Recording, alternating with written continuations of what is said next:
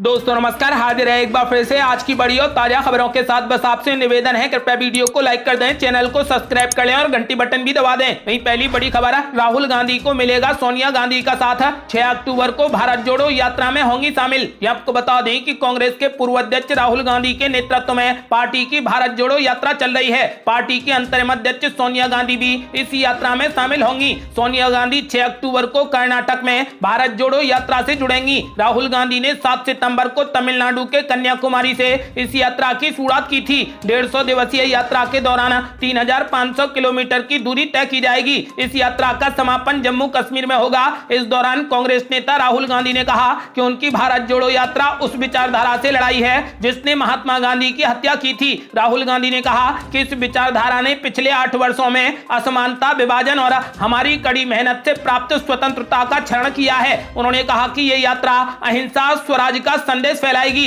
राहुल गांधी ने दावा किया है कि जनता तक पहुंचने के लिए पार्टी के पास भारत जोड़ो यात्रा ही एकमात्र विकल्प बचा है, क्योंकि अभिव्यक्ति के सभी मंच बंद कर दिए गए हैं। आपको बता दें कि कांग्रेस की भारत जोड़ो यात्रा शुक्रवार को कर्नाटक में प्रवेश कर गई है। सोनिया गांधी 6 अक्टूबर को इस भारत जोड़ो यात्रा में शामिल होंगी। अगली बड़ी खबर, कांग्रेस ने भाजपा पर लगाया गंभीर आरोप। कहा भारत जोड़ो यात्रा में काले झंडे दिखाने की तैयारी कर रही बीजेपी। ये आपको बता दें कि कर्नाटक में कांग्रेस ने आरोप लगाया है कि सत्तारूढ़ भारतीय जनता पार्टी अपने कार्यकर्ताओं को काले झंडे बांट रही है, जिन्हें शहर में विपक्षी दल की भारत जोड़ो यात्रा के पहुंचने पर राहुल गांधी को दिखाए जाने की योजना है। यहाँ पत्रकारों को संबोधित करते हुए कांग्रेस की प्रदेश इकाई के अध्यक्ष DK शिव कुमार ने कहा कि मुझे पता चला है कि भाजपा नेताओं ने मैसूरू में सभी काले झंडे बांटे हैं। मैं पुलिस आयुक्त से बात करूंगा। काले झंडे दिखाना, पत्थर और अंडे फेंकना हमें डराएगा नहीं। उन्हें जो करना है करने दीजिए, मैं उन्हें भविष्य में परिणाम दूंगा। कांग्रेस विधायक और पूर्व मंत्री प्रियंका खड़गे ने दावा किया है कि राज्य में राहुल गांधी के नेतृत्व वाली भारत जोड़ो यात्रा को मिल रही प्रतिक्रिया से भाजपा चिंतित है। उन्होंने कहा कि भाजपा ने पथ भ्रष्ट राजनीति का सहारा लिया है। बता दें कि कांग्रेस अध्यक्ष सोनिया गांधी आगामी 6 अक्टूबर को कर्नाटक में भारत जोड़ो यात्रा में शामिल होंगी। सूत्रों ने इस बात की जानकारी दी। हालांकि ये अभी तक स्पष्ट नहीं हो पाया है कि कांग्रेस महासचिव प्रियंका गांधी वाड्रा भी अपनी मां के साथ इस यात्रा में शिरकत करेंगी या नहीं।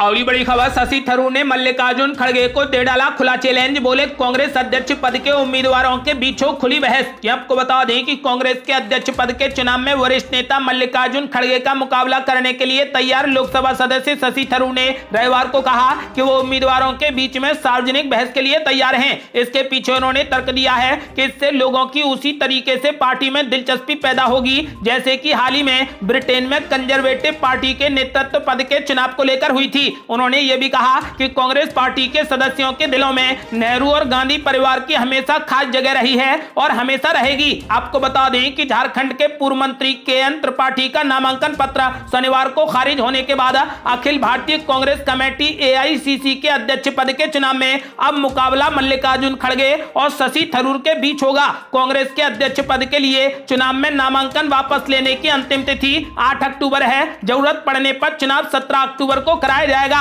और मतगणना 19 अक्टूबर को होगी और नतीजे भी उसी दिन घोषित होंगे।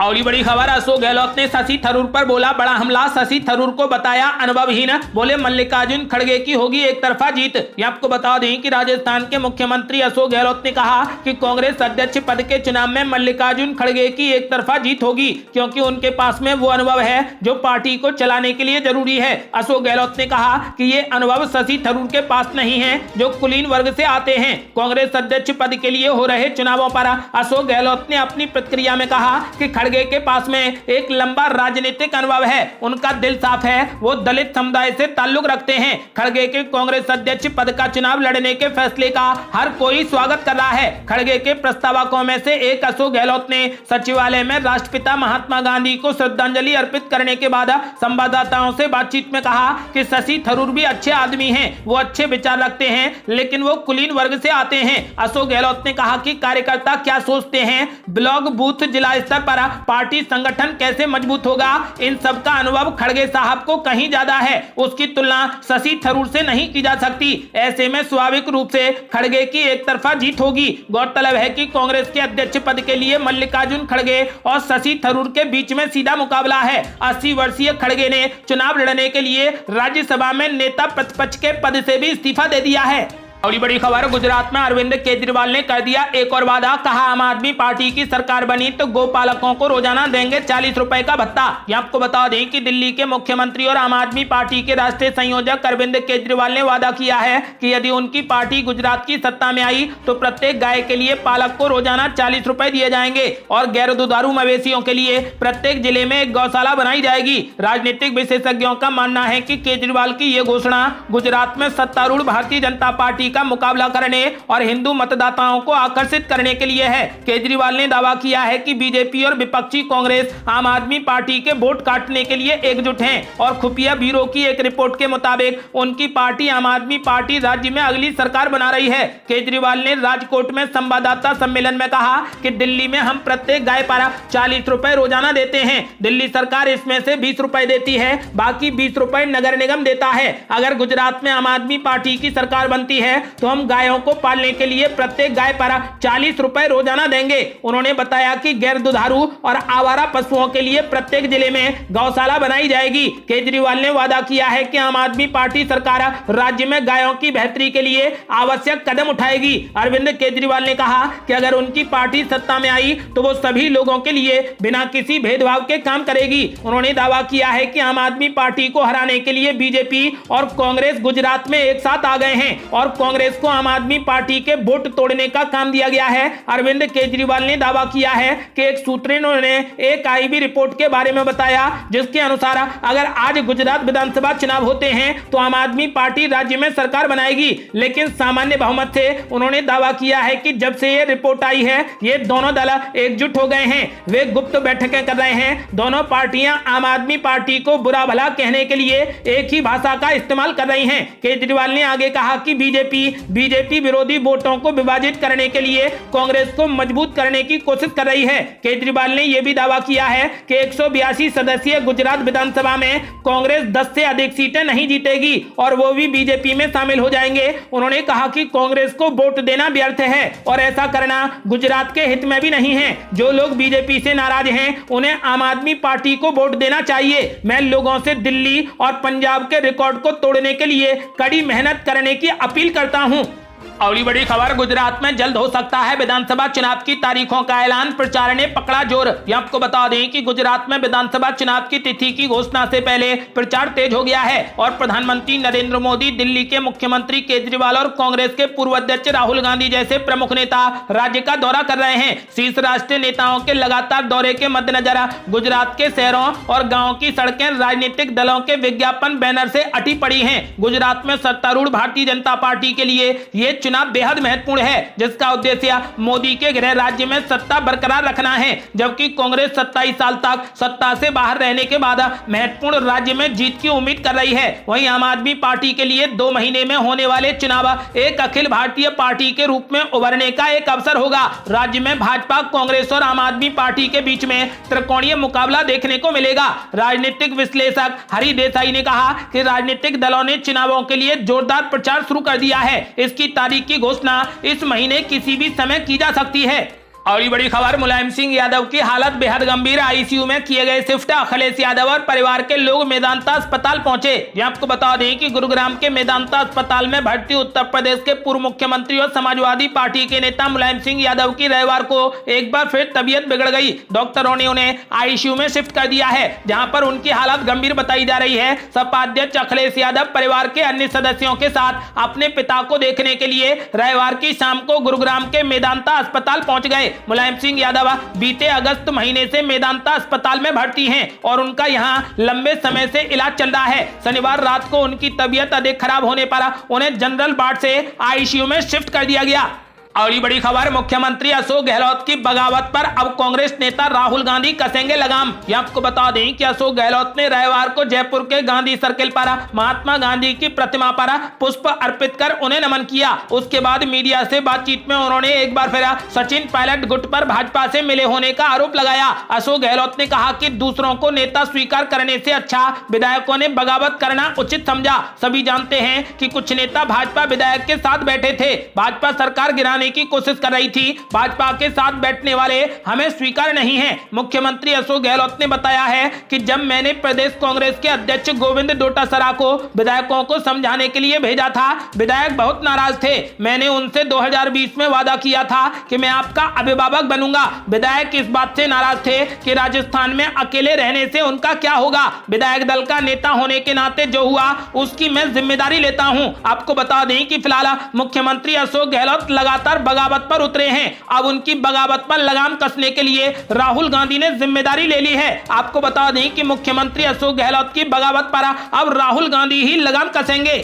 अगली बड़ी खबर, दशहरा रैली से पहले उद्धव ठाकरे की सेना को लगा जोर का झटका। शिंदे गुट में शामिल हुए हजारों कार्यकर्ता। यह आपको बता दें कि महाराष्ट्र में उद्धव ठाकरे को बहुत बड़ा झटका लगा है। यहाँ उनके गुट के शिवसैनिक एकनाथ शिंदे के कैंप में शामिल हो गए हैं। मुंबई के वर्ली इलाके से आदित्य ठाकरे विधायक हैं और इसी इलाके के हजारों कार्यकर्ताओं ने दशहरा रैली से पहले शिंदे गुट का रुख कर लिया है। शिवसेना को पहले भी कई बार परेशानी का सामना करना पड़ा है, लेकिन इस बार इससे उबर पाना बेहद मुश्किल है। ये जग जाहिर सच्चाई है कि शिवसेना अपने सबसे बुरे दौर से गुजर रही है। पूरी शिवसेना दो धड़ों में बट गई है। जैसे कि मुंबई ठाकरे परिवार का गढ़ रहा है और यहां से इतनी भारी तादाद में शिव सैनिकों को शिंदे गुट में शामिल होना ठाकरे परिवार के लिए बहुत बड़ा झटका है। भले ही शिवाजी पार्क में रैली करने का मुकदमा उद्धव ठाकरे ने जीत लिया हो, लेकिन शिव सैनिकों का काफिला तो अब शिंदे गुट की ओर निकल गया है। आपको बता दें कि मुंबई में एकनाथ शिंदे ने उद्धव ठाकरे के कैंप को सबसे बड़ा झटका दे दिया है। दशहरा रैली से पहले उद्धव गुट के 3 से 4 हजार शिव सैनिकों ने शिंदे गुट का दामन थाम लिया है।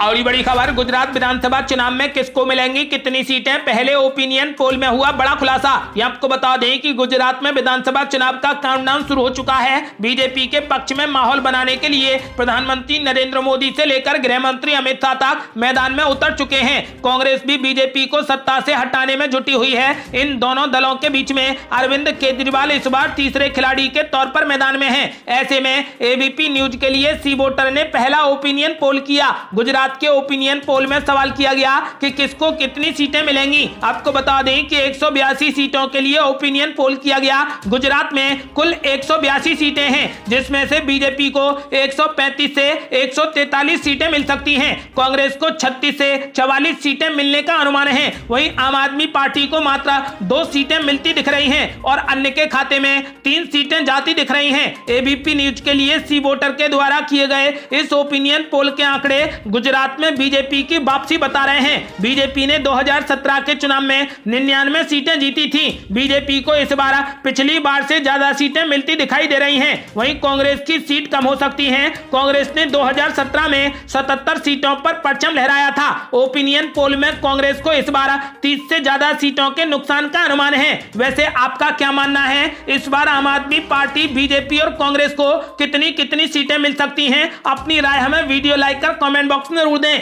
अगली बड़ी खबर, मुख्यमंत्री एकनाथ शिंदे को मिली जान से मारने की धमकी। एक्शन में सरकार, गृह मंत्री ने दिए सुरक्षा बढ़ाने के निर्देश। ये आपको बता दें कि महाराष्ट्र के मुख्यमंत्री एकनाथ शिंदे को रविवार को जान से मारने की धमकी मिली, जिसके बाद राज्य के उप मुख्यमंत्री और गृह मंत्री देवेंद्र फडणवीस ने पुलिस महानिदेशक को सुरक्षा बढ़ाने के निर्देश दिए हैं। साथ ही उप मुख्यमंत्री ने कहा कि मुख्यमंत्री को मिल रही लगातार धमकियों के स्रोत को खोजने के लिए उच्च स्तरीय कमेटी गठित करने का भी आदेश डीजीपी और खुफिया विभाग के प्रमुख को दिया है। आपको बता दें कि दरअसल खुफिया विभाग को मिली जानकारी के अनुसार मुख्यमंत्री एकनाथ शिंदे की आत्मघाती विस्फोट के जरिए हत्या करने की साजिश रची जा रही है। अगली बड़ी खबर, कांग्रेस पर कर्नाटक के मुख्यमंत्री ने साधा निशाना, कहा कांग्रेस पार्टी जमानत पर बाहर है। यह आपको बता दें कि कर्नाटक के मुख्यमंत्री बसवराज बोम्मई ने कांग्रेस पर निशाना साधा। मुख्यमंत्री बसवराज बोम्मई ने कहा कि आज गांधी जयंती है, मैं नकली गांधी की बात क्यों करूं। राहुल गांधी, सोनिया गांधी और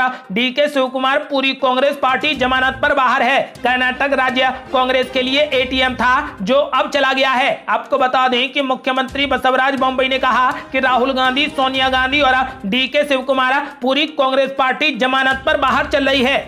और ये बड़ी खबर, महात्मा गांधी की जयंती पर बोले राहुल गांधी, बापू की विरासत को हथियाना आसान है लेकिन उनके पद चिन्हों पर चलना कठिन है। ये आपको बता दें कि कांग्रेस नेता राहुल गांधी ने रविवार को महात्मा गांधी को उनकी जयंती पर श्रद्धांजलि दी और कहा कि सत्ता में बैठे लोगों के लिए बापू की विरासत को हथियाना आसान है लेकिन उनके पद चिन्हों पर चलना मुश्किल है। कांग्रेस के पूर्व अध्यक्ष राहुल गांधी ने कहा कि हम भारत के महान सपूत को याद करते हैं और उन्हें श्रद्धांजलि देते हैं। हमारे इस स्मरण ने इस बात को और मर्मस्पर्शी बना दिया है कि हम भारत जोड़ो यात्रा के 25वें दिन में यात्रा पर हैं। ऐसी पदयात्रा जिसमें हम उनके अहिंसा, एकजुटता, समानता और न्याय के पथ पर चल रहे हैं। और ये बड़ी खबर, होती रही बारिश, भीगते रहे राहुल गांधी, हजारों की भीड़ में बोले हमें कोई नहीं रोक सकता। ये आपको बता दें कि कांग्रेस के पूर्व अध्यक्ष राहुल गांधी कन्याकुमारी से लेकर कश्मीर तक भारत जोड़ो यात्रा निकाल रहे हैं। यात्रा के 25वें दिन की यात्रा की समाप्ति के दौरान सामने खड़े जनसमूह को संबोधित कर रहे थे, तभी वहां पर बारिश होने लगी। बावजूद इसके वो जनसभा को संबोधित करते रहे। बारिश में भीगते हुए ही उन्होंने अपना संबोधन पूरा किया और इस दौरान उन्होंने सामने खड़े जनसमूह को संबोधित करते हुए कहा कि भारत को एकजुट करने में हमें कोई नहीं रोक सकता, हमें भारत की आवाज उठाने से कोई नहीं रोक सकता। उन्होंने आगे कहा कि हमारी यात्रा कन्याकुमारी से कश्मीर तक जाएगी, हमको भारत जोड़ो यात्रा से कोई भी नहीं रोक सकता। ये थी अब तक की बेहद बड़ी खबरें। क्या आप भी मानते हैं कि कांग्रेस के लिए भारत जोड़ो यात्रा संजीवनी का काम करेगी? तो इस वीडियो को लाइक कर अपनी राय हमें कमेंट बॉक्स में जरूर दें। यदि आपने अभी तक हमारे चैनल को सब्सक्राइब नहीं किया है तो कृपया चैनल को सब्सक्राइब कर घंटी बटन जरूर दबा दें। जल्दी मिलते हैं बड़ी अपडेट के साथ, तब तक के लिए जय हिंद, जय भारत।